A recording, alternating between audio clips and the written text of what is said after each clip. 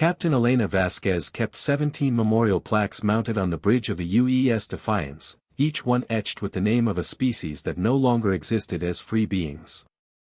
The Ithrani, masters of quantum mathematics, now calculated hyperspace coordinates for Kravoth cargo vessels. The Veltar, who once sang songs that could resonate through subspace itself, had their vocal cords severed and were forced to work in silence. The Zephyrians, brilliant engineers who built cities that floated on solar winds, now constructed weapon platforms for their conquerors. Elena traced her finger along the newest plaque, the Corvani, whose distress beacon had reached human space exactly 73 hours ago.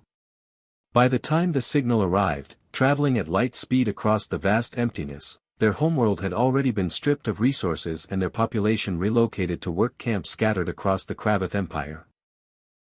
"Captain, you're doing that thing again," Chief Engineer Kai Okafor said from his station, not looking up from the holographic display showing the Sunflower cannon's power matrix.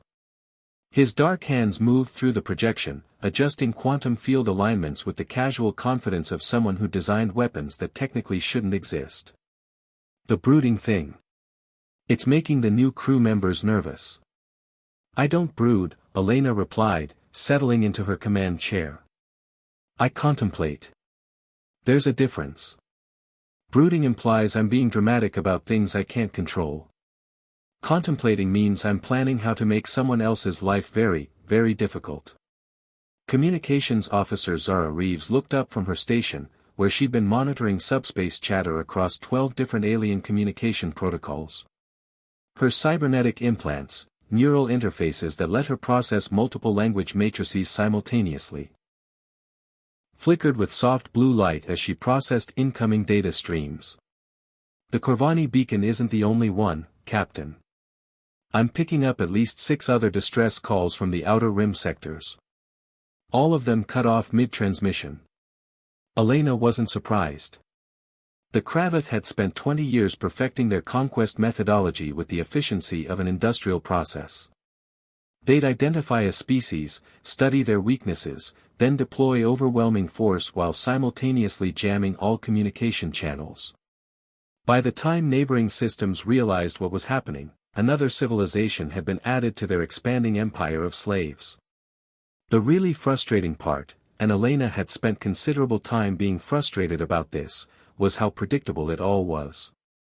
The Kravoth followed the same pattern every time. Establish orbital supremacy, disable planetary defenses, demand unconditional surrender, then begin the systematic dismantling of everything that made the conquered species unique. They weren't conquerors in any romantic sense, they were strip miners who happened to work with sentient beings instead of or deposits. "Ma'am," Zara continued, "I'm also detecting something else in the transmission logs."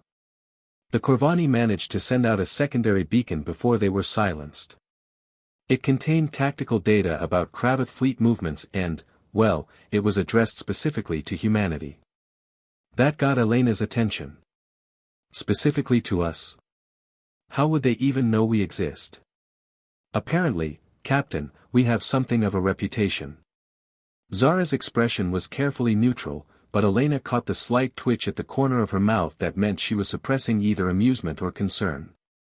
Possibly both. According to the data packet, 17 different species have been passing along information about a young race beyond the Veil Nebula that might possess the technological capability and, quote, sufficient irrational courage to challenge Kravoth expansion. Kai laughed, a sound that echoed strangely in the bridge's recycled atmosphere. Irrational courage. I like that. It's so much more honest than calling us brave. Elena stood and walked to the main viewport, staring out at the swirling colors of hyperspace. The Defiance was currently 3 days out from Earth, traveling toward the coordinates where the Corvani beacon had originated. She'd made the decision to investigate against the explicit orders of the Colonial Defense Council, who believed humanity's best strategy was to remain hidden until they could build a larger fleet. The problem with that strategy, as Elena had pointed out during what she generously called a spirited discussion with Admiral Harrison, was that it assumed the Kravoth would stop expanding once they ran out of other species to enslave. History suggested that bullies rarely decided they'd bullied enough people and retired to take up pottery. Tell me about the sunflower cannon, Elena said, mostly to change the subject from humanity's apparently legendary stupidity. Is it going to work, or are we about to become a very expensive fireworks display? Kai's expression grew serious, which was unusual for someone who generally treated the laws of physics as friendly suggestions rather than absolute rules. Theoretically, it should work perfectly. We're essentially creating a controlled stellar flare by manipulating the quantum fluctuations in local spacetime, then channeling that energy through a series of exotic matter conduits. The result is a directed energy beam with roughly the same output as a small star's coronal mass ejection. And practically, we've never fired it at anything larger than an asteroid. And that asteroid, if you recall, stopped being an asteroid and became a small nebula instead. Elena nodded. The test firing had been spectacular, in the same way that natural disasters were spectacular. The target asteroid, roughly the size of Manhattan, had been completely vaporized along with everything else in a sphere approximately 50,000 kilometers in diameter. The energy release had been visible from Earth's surface, despite occurring in the outer solar system. The good news, Kai continued, is that we've refined the focusing array since then. The beam should be much more controllable now. Probably, Elena repeated. How reassuring. What's the bad news? The bad news is that if we're wrong about the focusing array, we might accidentally create a small black hole. But on the bright side, it would be a very brief black hole, and we probably wouldn't have time to regret our life choices. Zara cleared her throat diplomatically. Captain, I'm receiving another signal. This one's different. Elena turned from the viewport. Different how? It's not a distress call. It's a message from something calling itself the Liberation Archive. Apparently, it's a hidden network that's been operating in Kravoth space for the past 15 years, coordinating resistance efforts and gathering intelligence. They know we're coming. The bridge fell silent except for the low hum of the ship's engines and the subtle whisper of air recyclers. Elena felt that familiar sensation in her chest, the mixture of anticipation and terror that preceded every major decision that could either save lives or end them spectacularly. What does the Liberation Archive want? She asked. Zara's cybernetic implants flickered as she processed the incoming data. They want to meet. They've provided coordinates for a rendezvous point in the Kepler 442 system. They say they have intelligence about Kravoth fleet deployments and... Captain, they say they've been waiting for someone like us for 20 years. Elena looked at the 17 memorial plaques again, each one representing millions of beings who'd had their freedom taken away by creatures who viewed conquest as an optimization problem. Then she looked at her crew, Kai with his reckless genius, Zara with her empathetic connection to species she'd never met, and the 47 other humans aboard the Defiance who'd volunteered for a mission that was either humanity's greatest triumph or its most elaborate suicide. Set course for Kepler 442, she said. And Kai? Start warming up the sunflower cannon. Something tells me we're about to find out if irrational courage is actually a survival trait, or just a really elaborate way of getting yourself killed. The Defiance adjusted its heading, diving deeper into hyperspace toward a meeting that would either begin humanity's greatest adventure or end it before it properly started. Elena suspected it might be both. The Defiance dropped out of hyperspace into what could generously be called a cosmic crime scene. 7 Kravoth warships hung in perfect geometric formation around Corvani Prime, their crystalline hulls refracting the dying planet's orange sunlight into rainbow patterns that would have been beautiful if they weren't actively participating in genocide. The ships looked like someone had taken massive quartz formations and decided they needed more weapons and a serious attitude problem. Elena stared at the tactical display and felt her jaw clench. Well, that's new. Usually when we arrive at a party, there's still something left to save. The planet below was visibly dying. Massive atmospheric processors, each the size of a city, dotted the surface like mechanical tumors. The Kravoth were methodically stripping away the atmosphere, converting it into compressed gases for transport to their empire. In another 6 hours, Corvani Prime would be nothing but a rocky ball orbiting a star, and 40 million Corvani would be breathing recycled air in cargo holds, if they were lucky enough to be considered useful. "Captain," Zara said, her voice tight with controlled emotion, "I'm picking up civilian broadcasts from the surface. The Corvani they're singing some kind of death song for their world." Elena closed her eyes for a moment, listening to the faint harmonies that Zara had routed through the bridge speakers. The Corvani voices rose and fell in complex patterns that managed to convey both loss and defiance, a sound that somehow made the vacuum of space feel even more empty. "How touching," came a voice from the communications array, speaking in flawless English with the kind of precise pronunciation that suggested extensive study and complete disdain. "Another species arrives to witness Kravoth efficiency. I am Admiral Kelvash of the 3rd Conquest Fleet. You will identify yourselves and prepare for standard incorporation protocols."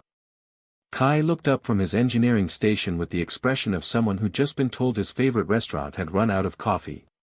Did he just tell us to prepare for standard incorporation protocols?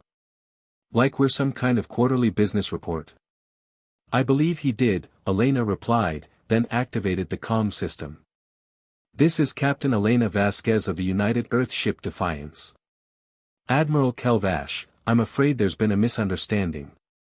We're not here for incorporation. We're here to discuss your immediate withdrawal from this system." The silence that followed lasted exactly 17 seconds, Elena counted, before Admiral Kelvash responded. When he did, his voice carried the particular kind of amusement that bullies reserved for victims who hadn't yet realized they were victims. "Captain Vasquez. Your species designation is unfamiliar, but your presumption is amusing. You command a single vessel. I command 7 warships, each capable of sterilizing planetary surfaces. You will surrender now, and your incorporation will be swift and relatively painless." Elena looked at her crew. Kai was grinning like someone had just handed him a particularly interesting puzzle. Zara's cybernetic implants were glowing brighter as she monitored dozens of communication channels simultaneously. The rest of the bridge crew sat at their stations with the calm focus of people who'd volunteered for something that was either going to be legendary or very, very brief. "Admiral, I appreciate the offer, but I'm going to have to decline. You see, we humans have this annoying habit of not surrendering when we're outnumbered. It's one of our more endearing character flaws." "Character flaws," Kelvash repeated, and Elena could hear the crystalline being's confusion. "You speak of tactical disadvantages as if they were positive traits. This is illogical." "Illogical, yes. But surprisingly effective. Kai, how's our experimental cannon looking?" "Charged and ready, Captain. Target locks are solid, and the focusing array is stable." "Well, stable-ish. There's still that 12% chance we accidentally tear a hole in reality, but that's well within acceptable parameters for a first date." Elena could practically hear Admiral Kelvash processing this information through whatever passed for a Kravoth strategic analysis matrix. The pause stretched long enough that she began to wonder if she'd accidentally broken their opponent's brain. "You possess a weapon of unknown configuration," Kelvash finally said. "This is unexpected. However, you remain outnumbered 7-1. Basic mathematical principles suggest." "Basic mathematical principles," Elena interrupted, "assume that all variables are known and quantified. But here's the thing about humans, Admiral. We're really bad at math when it comes to odds. We tend to focus on more interesting questions, like whether something needs doing regardless of the cost." She gestured to Zara, who nodded and began broadcasting on all frequencies. Every ship in the system would hear what came next, including any refugee vessels that might be hiding in the outer system. "This is Captain Vasquez of the UES Defiance to all Kravoth forces in this system. You have 60 seconds to begin evacuation procedures and withdraw to minimum safe distance. After that, we're going to demonstrate why humanity has survived everything the universe has thrown at us for the past 300,000 years." "Captain, Kelvash said, and for the first time his voice carried something other than arrogant certainty, you cannot seriously intend to engage 7 warships with a single vessel. This is not tactics. This is suicide. Elena smiled, the kind of smile that had historically made her enemies reconsider their life choices. Admiral, you've been conquering species for 20 years, so let me explain something you might have missed. Suicide implies we expect to die and consider it acceptable. What we're about to do is something completely different. We're about to show you what happens when someone finally decides to punch back. The Kravoth formation began to shift, their ships moving into attack positions with mechanical precision. Elena watched their movements and felt something settle into place in her mind, the calm focus that came before every decision that would either vindicate her career or end it spectacularly. Kai, give me full power to the Sunflower cannon. Target the lead Kravoth vessel. Aye, Captain. Charging sequence initiated. Power at 60% and climbing. On the tactical display, the lead Kravoth warship began launching what looked like crystalline missiles, each one the size of a shuttle and probably capable of cracking a moon. The other 6 ships were spreading out, trying to surround the Defiance in a classic envelopment pattern. Zara, anything from the surface? The Corvani broadcasts are intensifying, Captain. I think they know what we're about to try. They're singing louder. Elena nodded, watching the power readings climb toward full charge. Then let's give them something to sing about. Kai. Power at 95%, Captain. All focusing arrays online. Target locked. In the immortal words of every human who ever did something spectacularly stupid, let's see what happens. Fire. The Sunflower cannon discharged with a sound that Elena felt in her bones rather than heard with her ears. Space itself seemed to twist around the beam of coherent stellar energy as it crossed the distance between the Defiance and the lead Kravoth warship in less than a second. The target ship didn't explode, explosions implied there was something left to scatter. Instead, it simply ceased to exist, replaced by a brief, brilliant star that faded to leave nothing but empty space and shocked silence. Well, Kai said after a moment, that worked better than expected. No black holes, no tears in reality, and the target is definitely no longer a problem. I'd call that a successful field test. The remaining 6 Kravoth ships had stopped moving. Elena could imagine their crews, or whatever passed for crews among crystalline beings, trying to process what they just witnessed. This is impossible, Admiral Kelvash said, his voice carrying the particular kind of disbelief reserved for watching fundamental assumptions about reality get atomized. Our defensive matrices can withstand planetary bombardment. Your weapon should not have been able to. Admiral, Elena interrupted gently, you've spent 20 years fighting species who played by the same rules you do. Logical species. Predictable species. Species who did the math and surrendered when the numbers didn't add up. We're not those species. She gestured to Zara, who began broadcasting again. This is the UES Defiance to all vessels in this system. The Kravoth have 60 seconds to begin withdrawal. Any ship that remains after that time will discover that our first shot was actually us being polite. What happened next surprised even Elena. The remaining Kravoth ships didn't attack, didn't attempt to coordinate a response, didn't even demand terms. They simply turned and jumped to hyperspace, leaving behind their atmospheric processors and the half-dead world they'd been strip mining. In the sudden silence that followed, Zara's voice came through the bridge speakers, trembling with something between awe and disbelief. Captain, I'm receiving transmissions from everywhere. The outer system is full of refugee ships. Corvani vessels that have been hiding in the asteroid belt for weeks, waiting for a chance to evacuate survivors. They want to know if what just happened was real. Elena looked at the tactical display, where sensor contacts were beginning to appear throughout the system. Dozens of small ships, probably carrying the last free members of a dying species, emerging from hiding now that their oppressors had fled. Tell them it's real, Zara. And tell them something else. Elena paused, looking at the 17 memorial plaques that would soon need updating. Tell them the galaxy just got a little less safe for bullies, and a lot more dangerous for anyone who thinks conquest is just a numbers game. The Corvani death song was changing, Elena realized.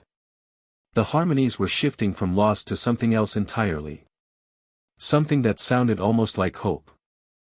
3 months after the Battle of Corvani Prime, which was what the refugee networks had started calling it, despite Elena's protests that calling it a battle was generous given how quickly the Kravoth had run away, Sanctuary Station looked like the galaxy's most chaotic flea market. The hastily constructed diplomatic outpost, built from salvaged Kravoth technology and human ingenuity, orbited a dead star in what used to be neutral space and was now the unofficial headquarters of what everyone was calling the Liberation Alliance. Elena stood on the station's observation deck, watching a parade of alien vessels dock at the expanding ring of airlocks. Veltar songships with their elegant curves designed to resonate with cosmic background radiation. Zephyrian cloud cities that had somehow been converted into mobile bases. Even a few Ethrani vessels whose geometries hurt to look at directly, as if they existed in more dimensions than the human brain was equipped to process. "Captain," Zara said, approaching with a data pad and the expression of someone who'd been translating diplomatic conversations for 72 hours straight, "the Hegemony Council wants to know our estimated timeline for the assault on the Kravoth core systems. The Veltar have offered to provide sonic weaponry, the Zephyrians want to contribute their atmospheric manipulation technology, and the Ethrani." She paused, looking confused. "The Ethrani have offered to help us realign local spacetime parameters to optimize victory probability. I have no idea what that means, but it sounds appropriately terrifying." Elena accepted the data pad and scrolled through the intelligence reports. 17 species, each contributing their unique capabilities to a growing alliance that existed for one purpose, making the Kravoth Empire's life significantly more complicated.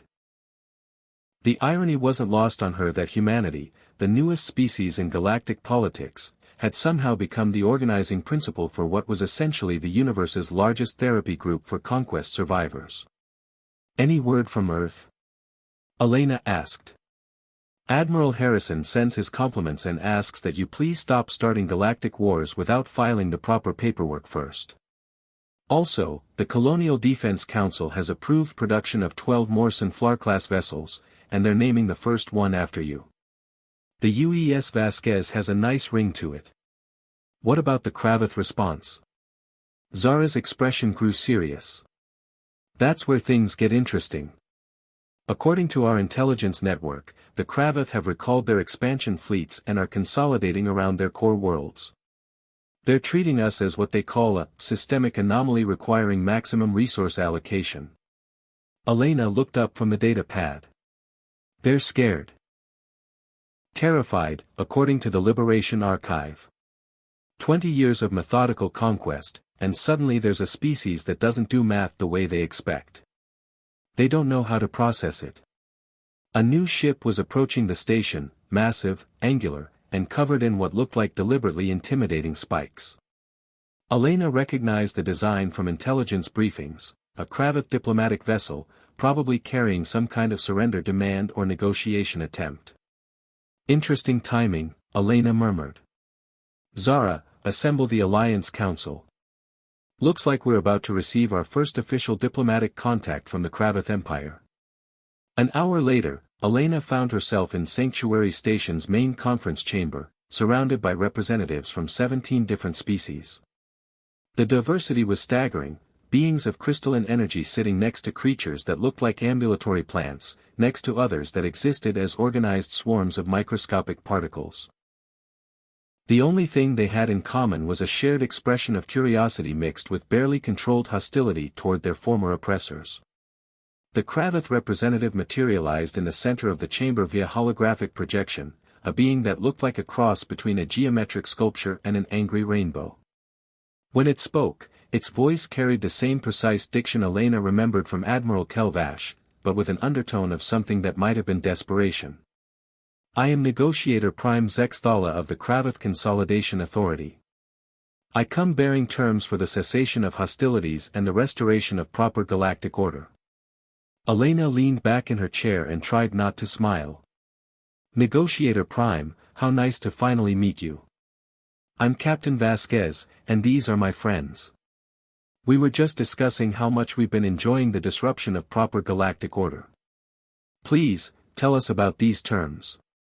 The hologram flickered slightly. Either a transmission error or the Kravoth equivalent of nervous fidgeting. The Kravoth Empire acknowledges that certain adjustments to our expansion protocols may be required. We are prepared to offer autonomous zones for select species, provided that interference with Kravoth operations ceases immediately. The chamber erupted in a dozen different forms of what Elena could only assume were alien laughter. The Veltar representative produced a sound like musical glass breaking. The Zephyrian delegate's gaseous form shifted through several colors that probably indicated amusement.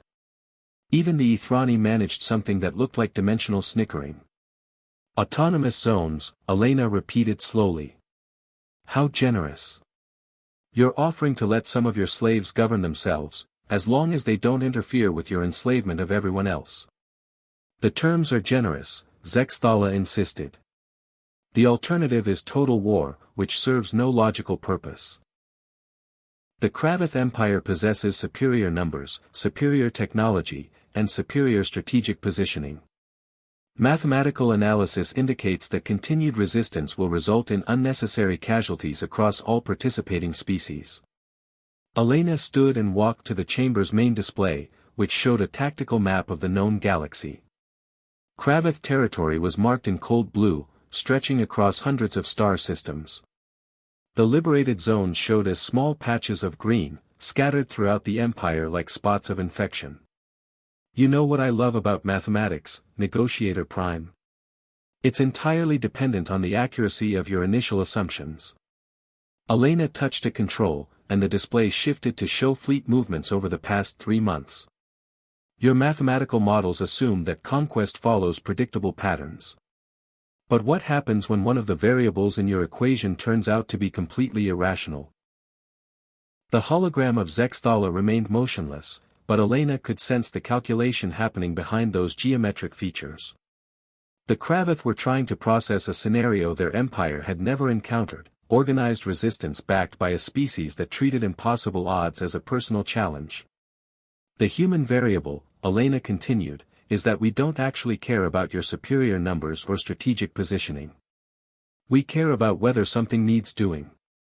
And right now, what needs doing is making sure that no species ever has to sing death songs for their dying worlds while you strip mine their atmosphere. She gestured to the assembled representatives. These beings have been planning resistance for 20 years. They just needed proof that it was possible. We didn't save anyone, Negotiator Prime. We just showed them that predators can become prey if enough people decide to bite back. The chamber fell silent except for the soft hum of life support systems and the distant vibration of ships docking at the station's ever-expanding berths. Elena could see the moment when Zexthala understood that the negotiation was over before it had truly begun. You are choosing extinction, the Kravoth said finally. The combined might of our empire will face the combined creativity of 17 species who've spent decades learning everything about you while you ignored them completely. Elena smiled. Negotiator Prime, let me ask you something. In 20 years of conquest, how many species have you fought that had nothing left to lose? The hologram flickered and vanished without another word. In the silence that followed, Kai's voice came through the communication system from the Defiance. Captain, you might want to see this. I'm detecting massive energy signatures throughout Kravoth space. Looks like they're mobilizing their entire fleet. Elena looked around the chamber at the representatives of 17 species who'd decided that freedom was worth the risk of extinction. Their expressions varied wildly. Some had expressions, others communicated through color changes or harmonic frequencies, but the message was universally clear. Well, Elena said, looks like we're about to find out if irrational courage is contagious. All in favor of taking this fight to the Kravoth homeworld? The vote was unanimous, delivered in 17 different ways but with identical meaning. 6 hours later, Elena stood on the bridge of the Defiance as the largest fleet in galactic history prepared to jump to hyperspace. Human ships flying alongside Veltar songships, Zephyrian cloud cities converted to carriers, Ethrani vessels that existed in 5 dimensions simultaneously, and dozens of other craft representing every species that had ever been told their resistance was mathematically impossible. "Captain," Zara said, monitoring communications from across the fleet, "I'm receiving a message from the Kravoth survivors. They wanted you to know that they've composed a new song for this moment. They're calling it the Song of the Hunters." Elena listened as the haunting harmonies filled the bridge, no longer a death song but something fierce and hopeful and absolutely unstoppable. Around her, 17 memorial plaques caught the light from the tactical displays, but they were no longer monuments to the conquered. They were promises to the free. "All ships, this is Captain Vasquez. Jump in 3, 2, 1. The stars stretched into lines as humanity and its allies disappeared into hyperspace, carrying hope toward the heart of an empire that had forgotten that the galaxy belonged to everyone who was brave enough to claim it. Behind them, Sanctuary Station continued to grow, a beacon for every species that had ever dreamed of fighting back. The hunters were coming home.